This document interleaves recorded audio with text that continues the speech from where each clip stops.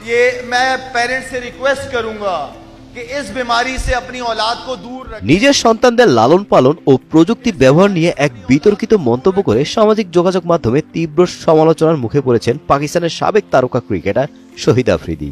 সম্প্রতি ইসলামাবাদে আয়োজিত একটি অনুষ্ঠানে তিনি জানান, তার মেয়েরা বিয়ের আগে কোনো মোবাইল ফোন ব্যবহারের অনুমতি পায়নি।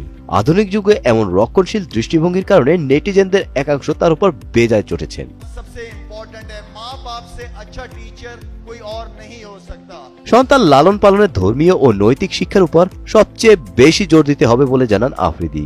মোবাইল ফোন বর্তমান প্রজন্মের জন্য একটি মারাত্মক ও ক্ষতিকর আসক্তি, বিশেষ করে 16 থেকে 21 বছর বয়সী সন্তানদের উপর কড়া নজরদারি রাখা জরুরি। এই নিয়ম মেনেই তিনি তার মেয়েদের বিয়ের আগে মোবাইল ফোন থেকে দূরে রেখেছেন। जो मैंने अपने बच्चों के लिए रखी है वो तरबियत रखी है, तरबियत पे बहुत फोकस करना है। সামাজিক যোগাযোগ মাধ্যমে এই নিয়ে শুরু হয়েছে মিশ্র প্রতিক্রিয়া। নেটিজেনদের একটি বড় অংশ আফ্রিদির এই বক্তব্যকে মধ্যযুগীয় ও অযৌক্তিক বলে আখ্যা দিয়েছেন। তাদের মতে বর্তমানে ডিজিটাল যুগে মোবাইল ফোন কেবল বিনোদন নয়, শিক্ষা ও যোগাযোগের প্রধান মাধ্যম। সন্তানদের প্রযুক্তি থেকে বঞ্চিত না করে এর সঠিক ব্যবহার শেখানোই আসল অভিভাবকের কাজ। बच्चे ने इंग्लिश भी सीख लेनी है, डॉक्टर इंजीनियर भी बनना है। তবে অনেকে আবার আফ্রিদির এই কড়া শৃঙ্খলারও প্রশংসা করেছেন। তাদের দাবি, অতিরিক্ত স্ক্রিন টাইম ও সোশ্যাল মিডিয়ার নেতিবাচক প্রভাব থেকে সন্তানদের বাঁচাতে এমন কঠোর সিদ্ধান্তের প্রয়োজন আছে।